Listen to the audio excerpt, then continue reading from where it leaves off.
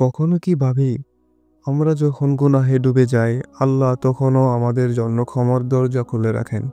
এই গল্পটি একজন পাপী মানুষের ফিরে আসার গল্প। অনেক বছর আগের কথা। মদিনার অদূরে বাস করত এক যুবক। তার নাম ছিল হারিস। হারিস ছিল একসময় খুব ধার্মিক। নামাজ, রোজা, কোরআন তেলাওয়াত কোনো কিছুতেই সে ফাঁকি দিত না।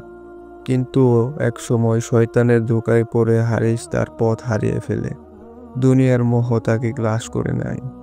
হারাম কামাই, গুনাহের সঙ্গ, মিথ্যা কথা সবই তার জীবনের অংশ হয়ে যায়।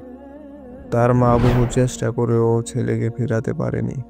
কিন্তু মায়ের রাতের কান্না আল্লাহর দরবারে উঠত প্রতিনিয়ত। একদিন হারিস গভীর রাতে ঘুমিয়ে পড়ল। হঠাৎ সে স্বপ্নে দেখল এক অন্ধকার জায়গায় সে একা দাঁড়িয়ে আছে। সামনে এক ভয়াবহ গর্ত, যার কোনো শেষ নেই। তার পিছনে আগুনের ভয়ানক শিখা। সে বাঁচার পথ খুঁজছে। তখনই এক বৃদ্ধ লোক তার সামনে এসে দাঁড়ায়, চেহারায় নূরের ঝলক। বৃদ্ধ বললেন, হে হারিস, আল্লাহ এখনো তোমার জন্য দরজা খোলা রেখেছেন। ফিরে এসো, তওবা করো।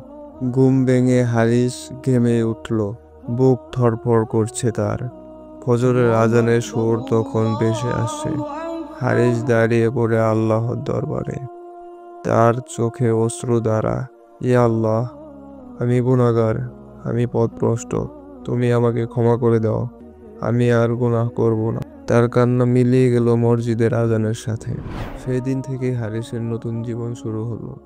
নামাজ, তওবা, কোরআন আর সৎ আমল যেন তার রূহকে নতুন করে বাঁচিয়ে তুলল।